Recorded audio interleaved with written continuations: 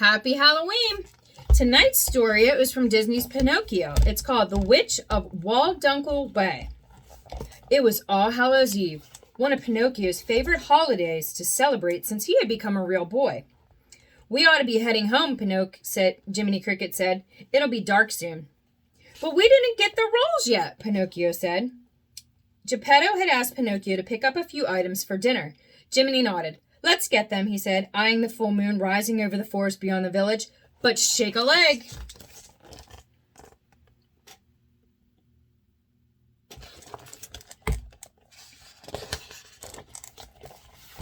As they walked toward the bakery, Pinocchio overheard one of his favorite villagers, old Grobberbart, telling a story. "Legend has it that every All Hallows Eve, the witch of Walldunkel Way sneaks into town from her cave near Burnt Tree Cliff," old Grobberbart said. "What does she want?" Pinocchio asked.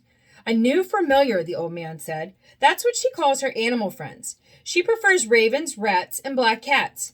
Once she chooses an animal, the creature is never seen again."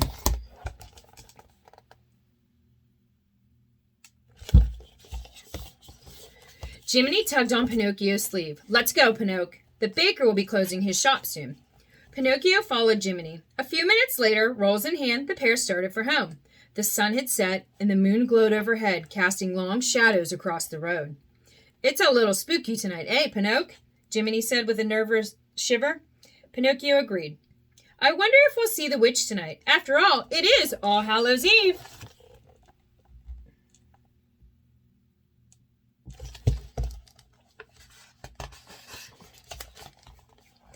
Soon Geppetto's cozy cottage came into sight, but when they entered the house, all was still and silent. "Anybody home?" Jiminy called out. "Geppetto!" Pinocchio called. He stepped over to the fishbowl. "Oh, well, at least Cleo is here." "Yes," Jiminy looked around, "but where's Figaro?" Pinocchio gasped. What if the witch took him?" "Don't be silly. The witch is just a story," Jiminy said. "But old Grobberbot said the witch likes black cats," Pinocchio cried. "And Figaro is mostly black. What if she stole him away? Why, we may never see him again." Jiminy gulped. What if Pinocchio was right? What if the witch was real and she'd stolen their friend? They had to get Figaro back.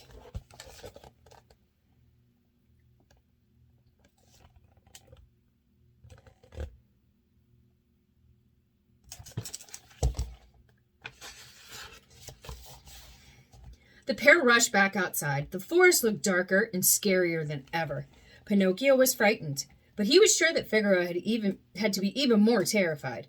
"We have to go to the cave near the Burnt Tree Cliff," Pinocchio said, peering at a peak rising over the trees in the moonlight. It looked very far away. Pinocchio led the way down a twisting trail. The shadows were deep and dark, with almost no moonlight seeping through the leaves on the trees. Forest creatures rustled all around. At least Pinocchio hoped they were forest creatures. "Ah!" Jiminy yelled as something leaped out in front of them. "Witch!" Pinocchio shouted.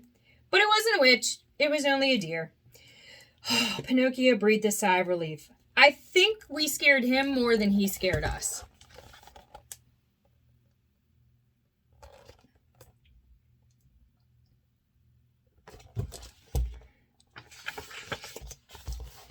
Pinocchio and Jiminy tiptoed onward, following the trail as it twisted ever deeper into the woods. They were passing beneath a broad old oak when something overhead let out a ghostly "Woo!" Terrified, Jiminy leapt into Pinocchio's pocket. But it was just an owl. Jiminy chuckled and climbed out of Pinocchio's pocket. "Look," he said a short time later, pointing with his umbrella. "There's Burnt Tree Cliff right there." Sure enough, the cliff rose out of the forest just ahead. A single twisted tree stood silhouetted against the night sky.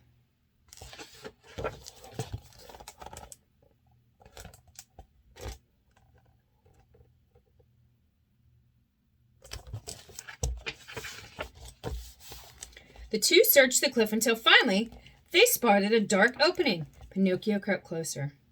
"Ah!" he screamed as something black and fluttery burst from the cave. Bats! Lots and lots of bats. Pinocchio and Jiminy flattened themselves on the ground until the creatures had all passed. "I thought that was the witch coming for us," Jiminy said. Pinocchio peered into the cave. She must still be inside.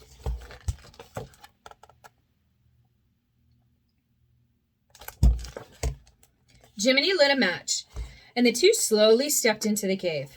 Oof! Pinocchio blurted out a moment later as he bumped into a hard stone wall. They'd reached the back of the cave. It's not a very big cave, is it? Jiminy said. He turned in a circle, shining his tiny light into every nook and cranny. Where's the witch? Pinocchio wondered out loud. And more importantly, where's Figaro?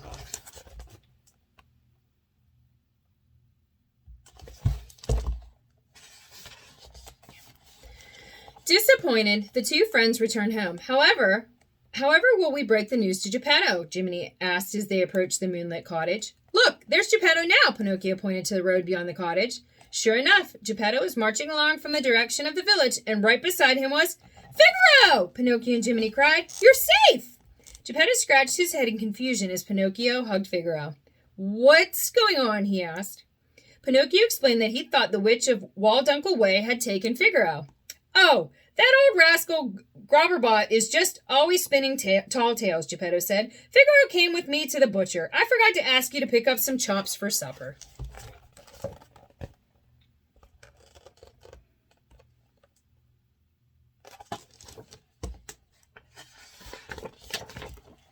Jiminy nudged Pinocchio with his umbrella. See, Pinocchio?